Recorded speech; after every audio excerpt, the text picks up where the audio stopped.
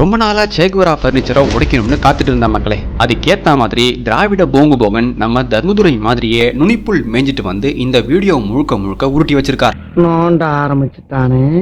சரி, போங்கு Bogan and Che Guevara ரெண்டு பேரையும் ஒரே வீடியோல பொலக்கடிச்சு விளக்கேற்றணும்னு ஆண்டவன் சொல்றான், அருணாச்சலம் முடிக்கிறா. சேகுவரா பேரை தவிர எதுவுமே தெரியாம அவருடைய படம் போட்ட டிஷர்ட் போட்டுட்டு புரட்சின்னு உருட்டுறவங்களுக்கும், கம்யூனிசம் சமத்துவம் ஜெய் சேகுவரா டோலர்னு கம்யூனிசம்னா என்ன, டோலர் சேகுவரா யாருன்னு எதுவுமே தெரியாதவங்களும் இந்த வீடியோவுடைய காமெண்ட்ஸ் கீழே தாராளமா கதறுன்னு கதறலாம். வணக்கம் மக்களே, நான் உங்கள் வேங்கை, தமிழ் வேங்கை.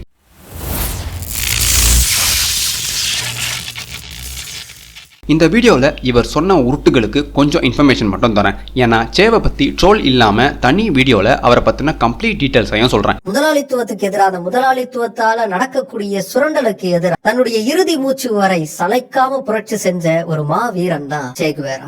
இதுல இவர் சொன்ன இந்த முதல் விஷயமே சுத்த பொய். முதலாளித்துவத்தை எல்லாம் இவங்க ரெண்டு பேருமே எதிர்க்கல. ஒட்டுமொத்த கியூபாவையும் தங்களுடையதாக்கித்தான் பல்லாயிரம் பேரை கொண்டாங்க. அதுலயும் சேகுவேரா ஒரு கொடூரமான சைக்கோ. இவர் வாழ்ந்தது பூராவுமே ஃபிடலுக்காகவும் இவருக்காகவும் அண்ட் கம்யூனிசம் என்ற கொடூர கொள்கைக்காகவும் தான். அதுக்காக இவர் பண்ண கொலைகள் ஏராளம். 20 தலை 50 கால். யுஎஸ்ஏல இருக்கக்கூடிய பிக்கஸ்ட் கம்பெனிஸ் எல்லாரும், முதலாளிகள் எல்லாரும் எப்படி இந்த சவுத் அமெரிக்கன் நாடுகள்ல இருக்கக்கூடிய மக்களை சுரண்டி சம்பாதிக்கிறாங்க அப்படிங்கறத புரிஞ்சுக்க ஆரம்பிக்கிறார். இந்த காலத்துல தான் சேகுவேரா தான் ஒரு தற்குறின்னு வெளிப்பட ஆரம்பிச்சாரு வெளியுலகிற்கு. அமெரிக்காவோட கொள்கை என்ன, இந்த மக்களுக்கு யாரால பிரச்சனைன்னு எந்தவித அடிப்படையும் தெரியாமலையும் எந்தவித அடிப்படையும் புரியாமலேயே அமெரிக்கா தான் இந்த உலகத்துக்கே எதிரின்னு முடிவு பண்ணி அங்கிருந்து தன்னோட தற்குறித்தனமான பாதையை சாத்தானோட பாதையா மாத்தினாரு சேகுவேரா. சேகுவேரா நீங்க நினைச்சிட்டு இருக்க மாதிரி ஏகாதிபத்தியத்தை எதிர்த்து மக்களை காப்பாற்ற தன்னோட உயிரை அவர் தரவே இல்லை. கம்யூனிசம் என்ற ரத்த வெறி நிரம்பிய ஒரு சாத்தானுக்கு தான் மூர்க்க குணம் கொண்ட அரக்கனா இருந்த இந்த சேகுவேரா தன்னுடைய உயிரை தந்தார். அவர் கௌதமாலால செஞ்ச மிகப்பெரிய எது கௌதமாலாவா? யோ, அது குவாட்டமேலாயா? விட்டா கும்பமேளா, ஸ்வர்ணமாலான்னு இஷ்டத்துக்கு வாயில வரதெல்லாம் சொல்லுவார் போல இருக்கு. யுனைடெட் ஃப்ரூட் கம்பெனி அப்படிங்கிற ஒரு அமெரிக்கன் நிறுவனம் தான் கௌதமாலாவில் 2,25,000 ஏக்கருக்கு மேலான நிலம்ங்கிறது அவங்களுக்கு சொந்தமா இருந்துச்சு. இதெல்லாம் அப்பட்டமான தூய பொய். ஆயிரக்கணக்கான ஏக்கர்ஸ் நிலங்களை வச்சிருந்தாங்களே தவிர மில்லியன் கணக்கான நிலங்களை யுஎஃப்சி வச்சிருக்கவே இல்லை அந்த காலத்துல. இதெல்லாம் ஓவர் எக்ஸாஜுரேட்டட் பண்ணி உருட்டி விட்ட பொய்கள். 60% நிலங்கள் குவாட்டமாலா மக்களிடம் தான் இருந்துச்சு. அதுல பாதி பேர் தங்களுடைய நிலங்களை அமெரிக்கர்களுக்கு வித்துட்டாங்க. இப்ப நீங்களே சொல்லுங்க, யார் மேல தப்பு? நிலத்தை வாங்கினவன் அந்த நிலத்துல என்ன பண்ணணும்னு அவன் தானே முடிவு பண்ணுவான். சேகுவேரா கௌதமாலாவிலேயே தங்கி அங்கேயே டாக்டர் தொழில் பார்த்துக்கிட்டு அவருக்கு எவ்வளவு உதவ முடியுமோ அந்த உதவிகளெல்லாம் செய்யணும் அப்படின்னு முடிவெடுத்து அதுக்கான வேலைகளை செஞ்சுக்கிட்டு இருந்தார். சேகுவேரா அப்ப மருத்துவ படிப்பில் தேர்ச்சி பெறாத ஆளா இருந்தாரு. அர்பன்ஸுக்கு உதவுற அளவுக்குலாம் சேகுவேராவுக்கு ஒண்ணுமே தெரியாது அந்த காலத்துல. கியூபா அப்படிங்கிறது ஃபுல்ஜென்சியோ பட்டிஸ்டா அப்படிங்கிற ஒரு டிக்டேட்டருக்கு கீழே ஆட்சி செய்யப்பட்ட ஒரு இடமா இருந்துச்சு. பட்டிஸ்டா தான் கியூபாவின் முதல் சர்வாதிகாரின்னு போங்கு போகன் உருட்டுவாரு. இவர் மட்டும் இல்ல நிறைய பேர் உருட்டுவாங்க. ஆனா பட்டிஸ்டாவுக்கு முன்பு கியூபாவை ஆண்டது ஜெராடோ மாச்சடோ என்ற சர்வாதிகாரி. இவனை ஜெயிச்சிட்டு தான் ஆட்சிக்கு வராரு பட்டிஸ்டா. அமெரிக்காவை பொறுத்த வரைக்கும் தன்னுடைய நாட்டை சுற்றி கம்யூனிஸ்ட் நாடு எதுவுமே இருக்கக்கூடாதுன்னு கண்கொத்தி பாம்பா விழிப்போட இருந்தாங்க. அப்ப மாட்டினவர் தான் பட்டிஸ்டா. பட்டிஸ்டா கம்யூனிசத்துக்கு எதிரான ஆளுன்றதால யுஎஸ்ஏ முழுக்க முழுக்க இவருக்கு ஆதரவு தந்தாங்க. வர எலெக்ஷனுக்கு உங்க ஆதரவு எங்க கட்சிக்கு வேணும், கண்டிப்பா கொடுக்குறேன். கியூபாவை எவ்வளவு நசுக்க முடியுமோ நசுக்கி புழிஞ்சு அதோடைய சாரை எடுத்து அப்படியே அமெரிக்காவுக்கு கொடுத்துக்கிட்டு இருந்தார். நம்ம போங்கு போகன் சொல்ற மாதிரி கியூபால உறிஞ்சி அதை அப்படியே அமெரிக்காலலாம் பட்டிஸ்டா துப்பல. இன்ஃபேக்ட் யுஎஸ் பட்டிஸ்டா கிட்ட இருந்து எதிர்பார்த்தது கம்யூனிசம் சார்ந்த யாரையும் கியூபால பதவிக்கு வர விடாம பாத்துக்க, அது மட்டும் போதும் எங்களுக்குன்னு இருந்தாங்க.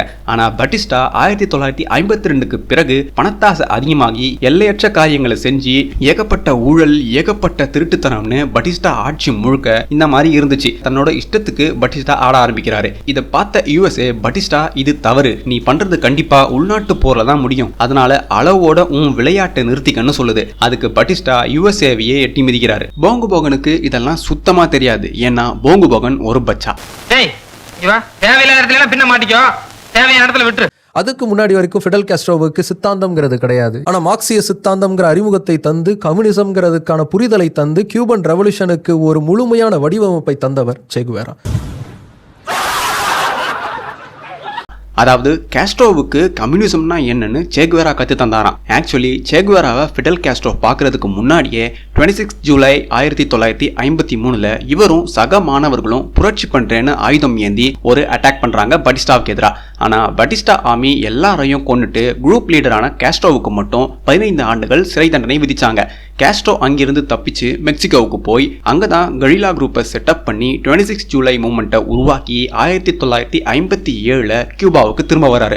போங்கு போகன் உருட்டினார் இல்லையா, பட்டிஸ்டா அமெரிக்காவின் கையால் அமெரிக்காவுக்காக கியூபாவை ஸ்ட்ரா போட்டு உறிஞ்சினாருன்னு, அதே அமெரிக்கா தான் பட்டிஸ்டா நம்ம பேச்சை கேட்கல, இனியும் அவன் இருக்கிறது நமக்கு பிரச்சனை, அதனால இவனை தூக்கி எறிஞ்சிட்டு வேறொருத்தரை உட்கார வைக்கணும்னு ஃபிடல் காஸ்ட்ரோவுக்கு உதவி பண்ணாங்க. யாரு? போங்கு போகன் உருட்டினார் இல்லையா, ஐயோ ஏகாதிபத்தியம்னு, அதே ஏகாதிபத்திய அமெரிக்கா தான் ஃபிடல் காஸ்ட்ரோவுக்கு உதவி பண்ணி ஆயுதம் தந்து பணம் தந்து கியூபாவுக்குள்ள திருப்பி காஸ்ட்ரோவை அனுப்பி வச்சது அவங்க தான். நீ ஏன்டா கேட்க சொல்ல? ஏன்டா எல்லாமே உனக்கு நான் சொல்லி தரமா? இந்த விஷயமெல்லாம் போங்கு போகன் மாதிரியான தற்குறிகளுக்கு துளியும் தெரியாது.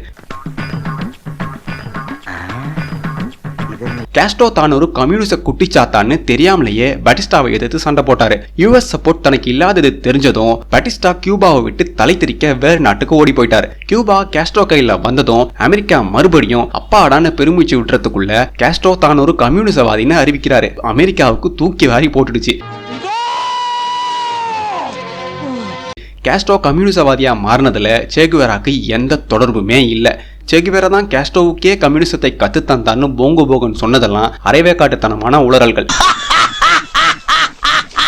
நமக்குன்னு சொந்தமா ஆயுதங்களை தயார் செய்யக்கூடிய தொழிற்சாலைகள் வேணும் அப்படின்னு தொழிற்சாலைகளை உருவாக்கினார். சேகுவேராவுக்கு இண்டஸ்ட்ரியல் மினிஸ்ட்ரியின் தலைமை பொறுப்பு தந்தாரு. ஆனா ஆயுதங்களை உருவாக்கும் தொழிற்சாலையை கட்டினான்னு சொல்றதெல்லாம் சுத்த பொய்.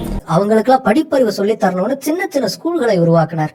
நீங்க படிங்க, நீங்க படிக்கணும், நீங்க படிச்சு மேல வரணும் அப்படிங்கிறதுக்காக தான் நாங்க துப்பாக்கி எடுத்து போராடிக்கிட்டு இருக்கோம்னு எல்லா மக்கள் கிட்டையும் தெளிவா சொல்லி சொல்லி புரிய வச்சாரு சேகுவேரா. காஸ்ட்ரோ கியூபாவை கைப்பற்றியதும் ஹவானாக்குள்ள நுழைஞ்ச சேகுவேரா தன்னோட அடியாட்களுக்கு உத்தரவிட்டதும் தனியார் நூலகத்தில் இருந்து கொண்டு வரப்பட்ட 3000 புத்தகங்களை எரிச்சாங்க. அதே நேரத்துல புத்தகங்களை எழுதிய எழுத்தாளர்களுக்கு மரண உத்தரவு ஆணை பிறப்பித்தாரு சேகுவேரா. அதன்படி சேகுவேராவுடைய ரகசிய காவல்துறை திருநாய்களைப் போல அந்த எழுத்தாளர்களை வீதியில் இழுத்துட்டு வந்து கொண்டாங்க. இதை அந்தந்த எழுத்தாளர் குடும்பங்களே சாட்சியா சொல்லியிருக்காங்க. இப்ப நீங்களே சொல்லுங்க, தன்னோட மக்களுக்கு நியாயமான கல்வி கிடைக்கணும்னு நினைக்கிற ஒரு தலைவன், 10,000 பள்ளிக்கூடங்களை கட்டிய தலைவன் இப்படி ஒரு காரியத்தை செய்வானா? சொல்லுங்க. ஜனவரி 1ஆம் தேதி 1959 பட்டிஸ்டாவும் அவருடைய ஆட்சியில் இருந்த பலரும் கியூபாவை விட்டு தப்பிச்சு போறாங்க. அதே ஜனவரி 8ஆம் தேதி 1959 காஸ்ட்ரோவும் சேகுவேராவும் தலைநகர்ல வெற்றியை கொண்டாடுறாங்க. கியூபாவை கைப்பற்றியதும் வெகுஜன மரண தண்டனைகளை கொடுக்க ஆரம்பிச்சாங்க Fidel and Castro. La Cabana and Santa Clara சிறைகளில் 600க்கும் மேற்பட்ட பட்டிஸ்டா ஆதரவாளர்களை அடுத்த 5 மாசத்துல கொண்டு குவிச்சாரு சேகுவேரா. பட்டிஸ்டாவுடைய தளபதி ஜீசஸ் சோசா பிளாங்காவை 18,000 பேர் முன்னிலையில் அவமானப்படுத்தி சித்திரவதை பண்ணி சுட்டுக் கொண்டாங்க இவங்க 2 பேரும். போங்கு போகன் மாதிரியான முட்டாள்கள் எதையுமே ஆழமா படிக்கவும் மாட்டாங்க, தேடவும் மாட்டாங்கன்றதுக்கு இது ஒரு உதாரணம். கியூபாவை கைப்பற்றியதும் காஸ்ட்ரோவுக்கு ஆதரவு தெரிவிச்சவங்களுக்குள்ளேயே சண்டை உருவாக ஆரம்பிச்சது. அதனால அப்போதைய பிரைம் மினிஸ்டர் ஓசே மிரோ கார்டோனா ராஜினாமா பண்ணிட்டாரு. அதுக்கப்புறம் 20th February 1959ஆம் ஆண்டு காஸ்ட்ரோ பதவி ஏற்றதும், பதவி ஏற்கிறதுக்கு முன்னாடி நம்ம ஆட்சிக்கு வந்தா அடுத்த 18 மாசத்துல சுதந்திரமான தேர்தல் நடக்கும்னு சொன்னாரு மக்கள் கிட்ட. ஆனா பட்டிஸ்டாவை ஜெயிச்சதும் ஜூன் மாசம் தேர்தலை காலவரையறையின்றி தள்ளி வச்சாரு மனித புனிதர் காஸ்ட்ரோ. இதை எதிர்த்து கேள்வி கேட்ட ஹவானா மக்களிடம் தேர்தலா, அது எதுக்கு, போய் வேலையை பாருங்கன்னு அனுப்பியிருக்காரு. ரியல் லைஃப் அமாவாசைனா உண்மையிலேயே அது காஸ்ட்ரோ தான். ஏமாவாசை நீதான் பேசுறியா? நாகராஜ சோழன் எம்ஏ. பட்டிஸ்டாவை காஸ்ட்ரோ எதிர்க்கிறாருன்னு ஆதரவு தெரிவிச்ச மக்கள் முதல்ல வச்ச கோரிக்கையே பொது தேர்தல் நடத்தணும் தான். அப்ப மக்கள் ஆதரவு வேணும்னு சரின்னு சொன்ன காஸ்ட்ரோ மக்கள் ஆதரவு கிடைச்சி பட்டிஸ்டாவை பதவியிலிருந்து தூக்கி இவர் பதவிக்கு வந்ததும் இவர் ஒரேடியா அந்த மக்களுக்கே ஆப்பு வச்சாரு. சட்டம் 53 மற்றும் 54 படி பொதுமக்கள் குழுவாக நின்று பேசவோ கூடவோ அனுமதி கிடையாதுன்னு புதிய சட்டம் போட்டாரு போங்கு போகன் முட்டு கொடுக்கிற காஸ்ட்ரோ. சொகுசாய் வாழ்வதை மறுத்தார். மக்களுக்கு முதல்ல என்னெல்லாம் செய்யணுமோ அதெல்லாம் செய்யணும் அப்படிங்கறத முன்னிலைப்படுத்தினார். போங்கு போகன் உருட்டுனதுலேயே மிகப்பெரிய உருட்டு இதுதான். சேகுவேரா சொகுசு வாழ்க்கையை அவர் வெறுத்தானா. ஹவானாக்குள்ள நுழைஞ்சதும் ஒட்டுமொத்த கியூபாலையும் இல்லாத ஒரு மிகப்பெரிய பிரம்மாண்டமான ஆடம்பரமான வீட்டை தனக்கு சொந்தமாக்கிட்டாரு சேகுவேரா. அந்த வீட்டு ஓனரை தன்னோட ஃபயரிங் ஸ்குவாடை அனுப்பி சுட சொன்னாரு. ஆனா அந்த வீட்டு ஓனர் ஏற்கனவே உஷாராகி தப்பிச்சு ஓடிட்டாரு. சேவுடைய மேன்ஷன்ல yacht harbour, swimming pool, 7 bathrooms, sauna, massage salon, 5 TV செட்ஸ்னு 1959ஆம் ஆண்டுலயே ராஜ வாழ்க்கையை வாழ்ந்திருக்காரு புரட்சி புண்ணாக்கு சேகுவேரா. இப்ப சொல்லுங்க மக்களே, இவர் மக்களுக்காக வாழ்ந்த பணத்தாசை இல்லாத எளிமையான புரட்சியாளரா? சொல்லணும்னா லேண்ட் ரிஃபார்ம்ஸ். எப்படி கௌதமாலாவில் ஒரு லேண்ட் ரிஃபார்ம்ங்கிறது நடந்துச்சோ அதே மாதிரி கியூபன் புரட்சிக்கு அப்புறமா கியூபாவில் லேண்ட் ரிஃபார்ம்ஸ்ங்கிறது நடந்துச்சு. அதிகமான அளவுக்கு நிலங்களை வைத்திருக்கிறவங்க கிட்ட இருந்த நிலங்கள் பிடுங்கப்பட்டு மக்களுக்கு சரிசமமா பிரித்து அளிக்கப்பட்டுச்சு. அவனை சொல்லி நிறுத்துங்களேன்டா, அவன் நிறுத்துறாது லூசுக்கு மட்டும் வந்துட்டே இருக்கான். என்ன கேம் என்ன டீம்னே தெரியாம போங்கு போகன் உருட்டுட்டு இருக்காரு. ஃபிடல் அண்ட் ஷே 2 பேரும் சேர்ந்து பட்டிஸ்டாவை விட அதிகமா கொள்ளையடிச்சாங்க கியூபால. 17 மே 1959 அக்ரிகல்ச்சரல் ரிஃபார்ம்ஸ் உருவாச்சு. அப்ப அக்ரிகல்ச்சரல் மினிஸ்டர் ஹம்பர்தோ சோரி கியூபா சமுதாயத்தில் இடைப்பட்ட மக்களுக்கே நிலங்களை தரணும்னு முடிவு பண்ணாரு. ஆனா இந்த அக்ரிகல்ச்சரல் லேண்ட் சம்பந்தமான முடிவுகளை எடுக்கும் எல்லாத்தையுமே காஸ்ட்ரோ தீவிர கம்யூனிசவாதிகளிடம் ஒப்படைச்சிருந்தாரு. இவங்க ஹம்பர்தோ திட்டம் வேணாம்னு சொன்னதும் தன்னோட பேனாவால ஒரே கோடு போட்டு அதை ரத்து பண்ணிட்டாரு. ஜூன் 1959 தன்னோட படைகளை அனுப்பி காமகே ப்ரொவின்ஸ்ல இருந்த 100 எஸ்டேட்ஸை தன் வசப்படுத்தினாரு மக்களின் மைந்தர் காஸ்ட்ரோ. இந்த இடம் தான் தெரியலீங்கான இடம், மனசை தேத்திக்கங்க, பயந்துறாதீங்க. சே குவேராவுக்கு அதுக்கப்புறமான காலகட்டத்தில் கியூபாவுடைய பினான்ஸ் மினிஸ்ட்ரிங்கிறது கொடுக்கப்பட்டது. கொடுங்கோல்னு ஃபிடல் அண்ட் ஷேவும் சேர்ந்து வெளியேற்றின பட்டிஸ்டாவோட ஆட்சியில நாட்டோட பொருளாதாரம் பயங்கரமா வளர்ந்துட்டே இருந்துச்சு. ஆனா அதுல ஒரே ஒரு பிரச்சனை என்னன்னா பட்டிஸ்டா நடுத்தர மக்களை கண்டுக்கவே இல்லை. அதோடவே கரப்ஷன் கொடி கட்டி பறந்துச்சு. அதுதான் பட்டிஸ்டா சரிய முக்கியமான காரணம். சரி, நாங்க கியூபாவை உயர்த்துவோம்னு வந்த காஸ்ட்ரோ சேகுவேராவை எக்கனாமிக்ஸ் மினிஸ்டரா நியமிச்சாரு. சேகுவேராவோட திட்டம் என்னன்னா கடினமா உழைக்கணும், அரசுக்கு கீழ்ப்படியணும், எந்தவித ஆசையும் இருக்கக்கூடாது, அதிகமான ஊதியத்தை எதிர்பார்க்க கூடாது, ஓய்வை எதிர்பார்க்க கூடாது, ஓய்வு இல்லாமலும் வேலை செய்ய வேண்டும்னு சொல்லி இதையெல்லாம் பூர்த்தி செய்யும் மக்களாக கியூபா மக்கள் மாற வேண்டும்னு சொன்னாரு. என்ன எழவியாது. இதை கேட்டதும் நிறைய பேர் எதிர்த்தாங்க. யாரெல்லாம் இது எதிர்த்து பேசினாங்களோ அவங்க சிறைக்கு தள்ளப்பட்டு சித்திரவதை செய்யப்பட்டாங்க. தன்னோட லூசுத்தனமான தற்குறித்தனமான அடிப்படை பொருளாதார அறிவும் இல்லாம உருவாக்கின பாலிசியால எக்கனாமிக் மினிஸ்டரான ஒரே மாசத்துல பட்டிஸ்டாவுடைய காலத்தில் அமெரிக்காவின் டாலருக்கு ஈக்குவலா இருந்த கியூபா பேசோவின் மதிப்பை 0க்கு கொண்டு வந்தாரு மாபெரும் பொருளாதார நிபுணர் சே குவேரா. கியூபா மக்கள் பட்டினியாலும் பசியாலும் கதறி துடிச்சாங்க. சுகர் இண்டஸ்ட்ரி, கால்நடைகள், புகையிலை, நிக்கல் ஏற்றுமதின்னு ஆஸ்திரியா, ஜப்பான், ஸ்பெயினை விட ஹையர் பெர் கேபிட்டாவா இருந்த இன்கமை காங்கோ நாட்டுக்கு ஈக்குவலா கொண்டு வந்து நிறுத்தினவர் தான் இந்த பொருளாதார நிபுணர் சே குவேரா. இந்த லூசு போயிட்டு இந்த கடிகாரத்தை காப்பாத்தி பத்திரமா உள்ள கொண்டு வைங்க போங்க. இதெல்லாம் எதுவுமே தெரியாம உருட்டு வரலாறு மட்டுமே படிச்சுட்டு எவ்வளவு ஆத்மார்த்தமா உருள்றாரு பாருங்க நம்ம போங்கு போகன் ஐயா. அந்த சமயத்துல கியூபன் அபிஷியல்ஸுக்கு பயங்கரமான கொந்தளிப்பு தந்திருக்கு. என்னங்க பணத்தை மதிக்க மாட்டேங்கிறாரு, என்னங்க இப்படி பண்ணிருக்காரு அப்படின்னு. பணத்தை மதிக்காதீங்க, பணம்ங்கிறது வெறும் காகிதம் தான், மக்கள் மட்டும்தான் முக்கியமானவங்க அப்படிங்கறத நீங்க உணரணுங்கிறதுக்கு தான் நான் அதை சொல்றேன் அப்படின்னு சொன்னவர் சே குவேரா. அதெல்லாம் சிரிச்சுக்கணும், அதை ரொம்ப அப்படி சொல்றது. இதுல ஆச்சரியமான விஷயம் என்னன்னா இந்தியாவுக்கு சே குவேரா வந்து பார்த்துட்டு போனது அதுக்கப்புறம் பலருக்கு தெரியாம போயிருச்சு. அப்படியே மூடி மறைச்சிட்டாங்க ஏதோ ஒரு காரணத்துக்காக. சே குவேரா நேருவை பார்த்ததுதான் நம்ம நாட்டோட தரித்திரமான நிகழ்வு. காமி கொள்கையை மறைமுகமா ஆதரிச்சவர் தான் நேரு. உண்மையில் உலகத்துல இருக்க யாரை பத்தி வேணா நாம இந்தியாவில உட்காந்து தைரியமா பேசிடலாம். ஆனா இந்தியனா இருந்துட்டு இந்தியாவோட மறைக்கப்பட்ட வரலாறையும் சில போலி தலைவர்களை பத்தியும் இந்தியாவில பேசவே முடியாது. ஏன்னா எது உண்மை எது பொய்ன்னு தெரியாத ஜாம்பி கூட்டத்தை வெள்ளைக்காரன் உருவாக்கிட்டு போயிருக்கான் எஜுகேஷன் சிஸ்டம் மூலமா. எப்ப பார்த்தாலும் ஒரு கூந்தலும் தெரியாம புரட்சி, புண்ணாக்கு, நசுக்கப்பட்டோம், ஒடுக்கப்பட்டோம், பிதுக்கப்பட்டோம்னு கடிக்க வந்துருவானுங்க ஒரு கூட்டம். ஆக்சுவலி சே குவேரா நேருவை சந்திச்சதுக்கு முக்கிய காரணமே கியூபாவை நாங்கள் கைப்பற்றி விட்டோம், எங்களுக்கு உங்கள் ஆதரவு வேணும்னு காலில் விழதான் வந்தாரு. எங்கெங்கெல்லாம் புரட்சி தேவைப்படுதோ அங்கெல்லாம் நான் போய் சேர போறேன்னு சொன்னார். புரட்சியும் இல்ல, புண்ணாக்கும் இல்ல. கியூபா மக்களை ஏற்கனவே கம்யூனிசம் நாசம் பண்ணிடுச்சு. இதுல பொருளாதாரத்தையும் சிதைச்சி எங்களை பசியிலையும் பஞ்சத்திலையும் சாகடிக்கிறியாடான்னு கியூபா மக்கள் சே குவேரா மேல செம்ம கான்ல இருந்தாங்க. இதை சுதாரிச்சுக்கிட்ட சே குவேரா ஒடுக்கப்பட்ட காங்கோ மக்களை காப்பாற்ற போறேன்னு ஓடி போயிட்டாரு. இதுதான் உண்மையான காரணம் அவர் காங்கோவுக்கு போக. இதுக்கு பின்னாடி இன்னொரு காரணமும் இருக்கு, அதை கொஞ்ச நேரத்துல பார்க்கலாம். காங்கோவுல போய் அங்க இருக்கக்கூடிய புரட்சியாளர்களோட சேர்ந்து போராட்டத்தை முன்னெடுக்க போறேன்னு சே குவேரா சொன்னப்போ அங்க போக வேணாம், அது சரியா இருக்காது, அது தோல்வியில முடியும் அப்படின்னு ஃபிடல் காஸ்ட்ரோ சொன்னாரு. உண்மையிலேயே சே குவேராவை போக வேணாம்னு காஸ்ட்ரோ சொல்லவே இல்லை. காஸ்ட்ரோ சோவியத்தின் பேச்சுக்கு உட்பட்டு சேவை கழட்டி விடத்தான் பார்த்தாரு. குறிப்பா சோவியத்துடைய ஃபாரின் ட்ரேட் மினிஸ்டர் அனஸ்டஸ் மிகோயான் இந்த நாயை அடிச்சு துரத்துன்னு காஸ்ட்ரோ கிட்டே சொல்லியிருக்காரு. அப்ப தெய்வமா கொடுத்த வாய்ப்பு தான் இதுன்னு சே குவேரா கூட ஒரு ட்ரூப்பை அனுப்பி வச்சாரு காங்கோவுக்கு. சார் நான் கிளம்புறேன். இப்போதாண்டா எனக்கு நிம்மதி. நல்லா இருந்த நாட்டை நாசம் பண்ணான்னு சொல்ற மாதிரி காங்கோல நல்ல திறமை வாய்ந்த போராட்டக்காரர்கள் இருந்தாங்க. நான் அவங்களுக்கு உதவி பண்ணி நொட்ட போறேன்னு காங்கோ ரெபல்ஸையே மொத்தமா காலி பண்ணிட்டு வந்தவர் தான் இந்த தொடநடுங்கி சே குவேரா. நீங்க எல்லாரும் நினைச்சிட்டு இருப்பீங்க சேகுவேரா ஒரு பயங்கரமான போர் வீரன், மிலிட்டரி ஸ்ட்ராட்டஜிஸ்ட், ஆயுதங்களை கையாளும் அபாரமான திறமை கொண்டவர் அப்படின்னு ஜான் விக் ரேஞ்சில் இவரை கற்பனை பண்ணி வச்சிருப்பீங்க. ஆனா உண்மையில் சேகுவேரா உள்ளத்தை அள்ளித்தாளவர் மிலிட்டரி மாதிரி தான் வாழ்ந்திருக்காரு. ஏய் உன்னால மிலிட்டரிக்கே கேவலையா. ஈஸ்டர்ன் காங்கோக்குள்ள போன சேகுவேராவுக்கு அவர் என்ன பண்ணணும்னு காங்கோ சோல்ஜர்ஸ் இன்ஸ்ட்ரக்ஷன் கொடுத்திருந்தாங்க. இதுதான் சேகுவேராவுடைய முதல் ராணுவ போரே. காங்கோவின் எதிரிப்படை சேகுவேராவையும் அவருடைய படையையும் சதைச்சு விட்டானுங்க. சேவுடைய பாதி படை நாசமாகி அங்கிருந்து துண்டக்கானோ துணியக்கானோன்னு ஓடி வந்திருக்காரு மாவீரர் சேகுவேரா.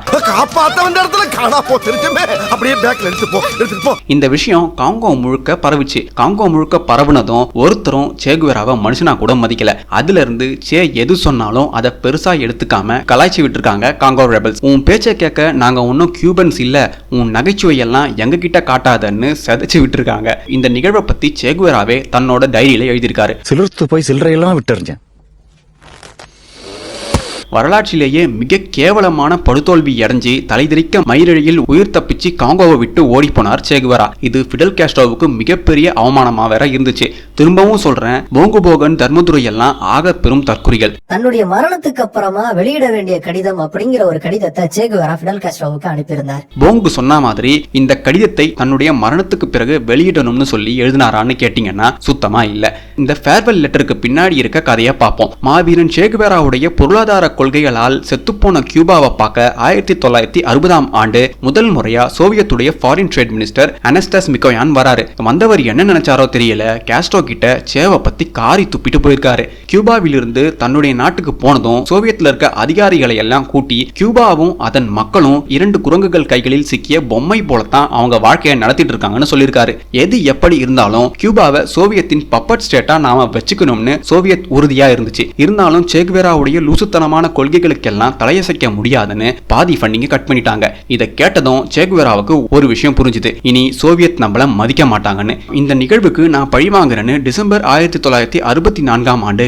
யுனைடெட் நேஷன்ஸ் விசிட்க்கு பிறகு தன்னுடைய அல்ஜீரியா நாட்டு நண்பர் பென் பெலாவை சந்திச்சு அந்த இடத்துல சோவியத்துக்கு எதிராக பேசினாரு. சோவியத் மக்களை சுரண்டும் கொடுங்கோலர்கள்னு வேற இவர் வாய்க்கு வந்ததெல்லாம் பயங்கரமா பேசி விட்டுருக்காரு. இந்த நேரத்துல ரால் காஸ்ட்ரோ சோவியத்ல ஒரு மீட்டிங்காக போயிருந்தாரு. போனவருக்கு சோவியத் அதிகாரிகள் சே பேசினதை சொன்னதும் கியூபாவுக்கு வந்த ரால் ஃபிடல் கிட்ட எல்லாத்தையும் சொல்றாரு. சேவும் கியூபாவுக்கு வராரு. வந்ததும் காஸ்ட்ரோ பிரதர்ஸ் சேகுவேராவை கழுவி ஊத்துறாங்க. கோவப்பட்ட சேகுவேரா இங்க பாரு ஃபிடல்னு கத்துறாரு. ஃபிடல் கடுப்பாகி, டேய் நான் ஒன்னும் உன் நண்பன் கேமிலோ கிடையாது, மூடிட்டு உட்காரடான்னு சொன்னதும் சேவுடைய மனைவி அலைடா இவங்க 2 பேரையும் சமாதானப்படுத்தி சேவை வீட்டுக்கு அனுப்பி வைக்கிறாங்க. வீட்டுக்கு போறாரு. டெலிபோன் கனெக்ஷன் கட் பண்ணதை பார்த்ததும் வீட்டுக்கு வெளியே வந்து அவர் பாக்குறாரு. அப்பதான் தன்னை ஹவுஸ் அரெஸ்ட் பண்ணி வச்சதை சேகுவேரா உணர்ந்தாரு. இனியும் இங்க இருந்தா நம்மள காஸ்ட்ரோ போட்டுருவான், சீக்கிரமா உஷாராகடா கைப்புள்ளன்னு மன்னிப்பு கடிதம் எழுதினாரு சே. இதத்தான் போங்கு போகன் ஆஹா ஓஹோன்னு பயங்கரமா உருட்டி பேசிட்டு இருக்காரு ஃபேர்வெல் லெட்டர்னு. இவ்வளவு கேவலமான விஷயத்தை எவனாவது வெளியே சொல்லுவானாயா? அதை சொல்லி பயன்டா.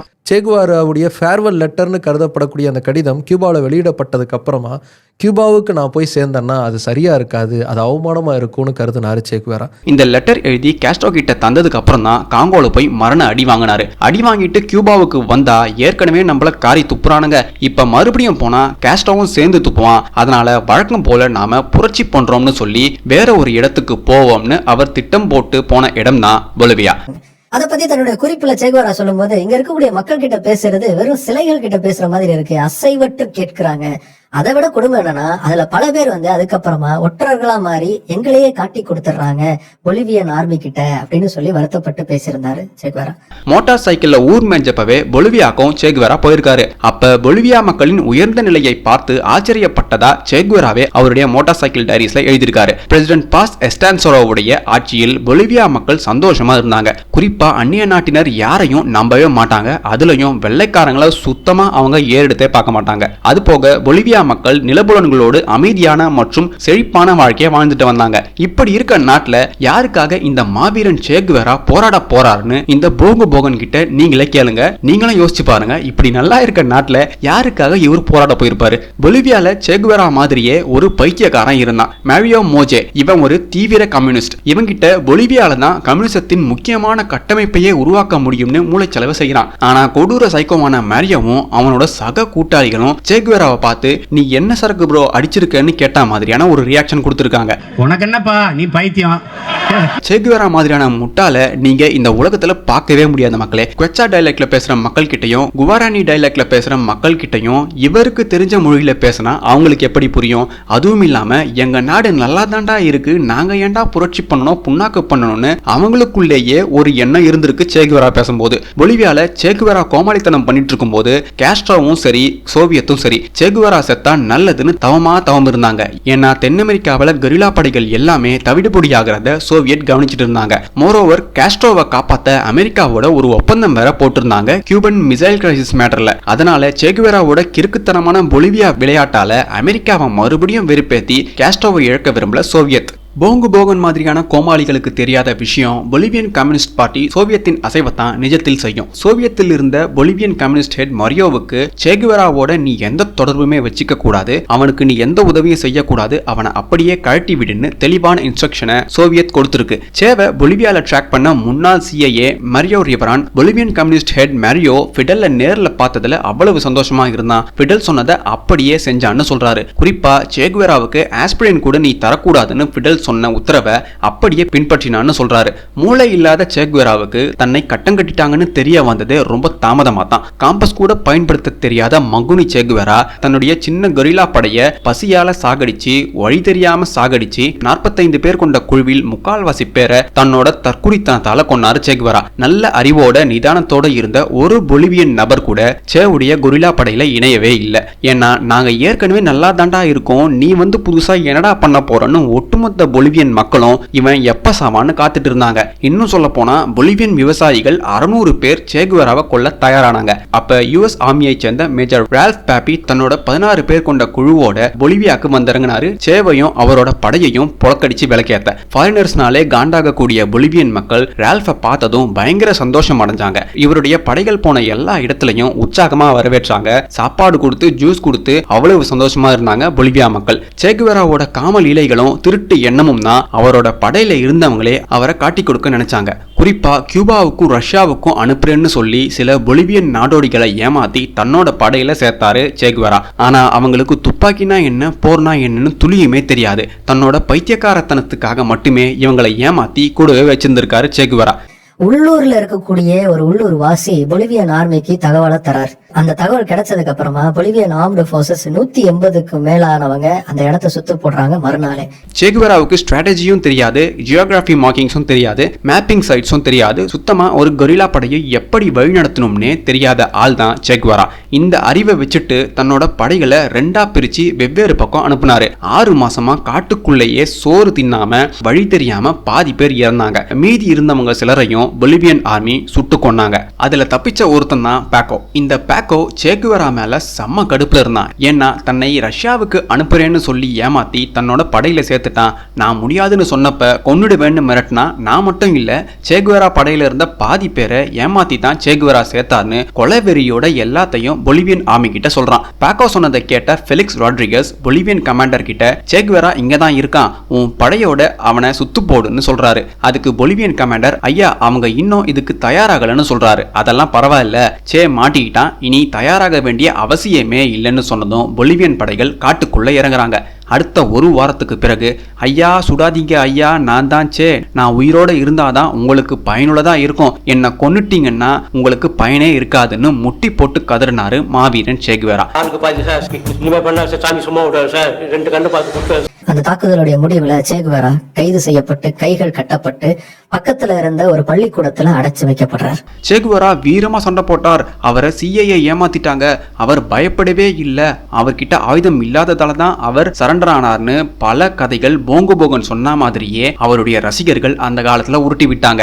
ஆனா உண்மையில் தன்னுடைய படையினருக்கு கடைசி மூச்சுள்ள வரை நீங்க போராடணும், கடைசி தோட்டா உள்ளவரை போராடுங்கள்னு உத்தரவு போட்டுட்டு தன்னோட துப்பாக்கியில் இருந்து ஒரு குண்டை கூட எதிரியை நோக்கி சுடாம சர்ச்சுக்கு போய் அப்பம் வாங்குற மாதிரி துப்பாக்கியை கீழே வச்சுட்டு முட்டி போட்டு என்ன கொல்லாதீங்கன்னு கெஞ்சிருக்காரு சேகுவேரா. வாழ வேண்டும் ஐயா, வாழ வேண்டும். அடச்சி படுத்தே விட்டான் ஐயா. ஆனா சேகுவேராவுடைய பொலிவியன் டைரிஸ்ல வீரமா சண்டை போட்டார், பயங்கரமா எதிர்த்தார்னு இருக்கிறது எல்லாமே ஃபிடல் காஸ்ட்ரோ எழுதியது. சேகுவேராவை கைது பண்ணியாச்சுங்கிற செய்திங்கிறது பொலிவியன் ஆர்மியில இருந்து முக்கியமான அபிஷியல்ஸுக்கு போய் சேருது. அவங்க மூலமா CIA உடைய காதுகளுக்கு போய் அது எட்டுது. இந்த தற்கொலையை என்ன சொல்றதுனே தெரியல மக்களே. சேகுவேராவை களத்துல இறங்கி பிடிச்சதே CIA தாண்டா தற்கொலை. ஃபெலிக்ஸ் ராட்ரிகஸ் அண்ட் மரியோ ரிவ்ரான் தான் அந்த 2 CIS. பொலிவியன் ஆர்மியோட அபிஷியல்ஸ் ஒவ்வொருத்தரா சேகுவேரா கிட்ட இருந்து எவ்வளவு இன்ஃபர்மேஷன் வாங்க முடியுமோ வாங்குங்கன்னு போட்டு டார்ச்சர் பண்றாங்க. சேகுவேராவை அரெஸ்ட் பண்ண ஆபீசர்ஸ் எல்லாம் சேகுவேரா கிட்ட இருந்து இன்ஃபர்மேஷன் வாங்குறதுக்காக முயற்சி செய்யறாங்க. அந்த சமயத்தில் சேகுவேராவுக்கு பக்கத்தில் இருந்த ஜேம் குஸ்மேன் அப்படிங்கிற ஒரு சிப்பாய் அதுக்கப்புறமா சொல்லக்கூடிய கருத்து எப்படி இருந்துச்சுன்னா, சேகுவேராவுக்கு பயங்கரமான அடிங்கிறது பட்டிருந்துச்சு. அவருக்கு குண்டடி பட்டிருந்தது, ரொம்ப சோர்வாக இருந்தார், ரொம்ப வீக்காக இருந்தார். ஆனால் அதே சமயத்தில் அவருடைய கழுத்துங்கிறது நிமிர்ந்து தான் இருந்துச்சு. யாரை பார்த்து பேசினாலும் கண்ணை பார்த்து தான் பேசினார். எந்த இடத்துலையும் அவர்கிட்ட பதட்டமோ மரண பயமோ துளி கூட இல்லை. சேகுவேராவை பிடிச்சிட்டாங்கன்னு யாருமே ஷாக் ஆகல. ஈவன் காஸ்ட்ரோவே அதை நினைச்சு சந்தோஷப்பட்டாரு. சேகுவேரா உடம்புல ஒரே ஒரு குண்டு உரசிய காயத்தை தவிர எந்த ஒரு காயமும் இல்லாம தான் பிடிச்சாங்க. ஆனா அவரோட இருந்த கொரில்லா படையினர் சேகுவேராவை மாதிரி கோழையா இல்லாம வீரமா சண்டை போட்டாங்க. பொலிவியன் ஆர்மிக்கே டஃப் கொடுத்தாங்க. சேகுவேரா கிட்ட ஒரு தகவலும் கிடையாது. அப்படி ஏதாவது தகவல் இருந்தாலும் நமக்கு பயன்படாதுன்னு அமெரிக்கன்ஸ்க்கு நல்லாவே தெரியும். அவங்க சேகுவேராவை டார்ச்சர்லாம் பண்ணவே இல்லை. சிம்பிளா கை கால்களை கட்டி படுக்க வச்சிருந்தாங்க. அந்த நேரத்திலையும் தான் உயிர் வாழணும்ன்ற பயத்துல பொலிவியன் கேப்டன் கேரி பிராடோ கிட்ட என்ன பண்ண போறீங்க, என்ன பண்ண போறீங்க, என்ன பண்ண போறீங்கன்னு விடாம கேட்டு அழுதுருக்காரு இந்த மாவீரர்.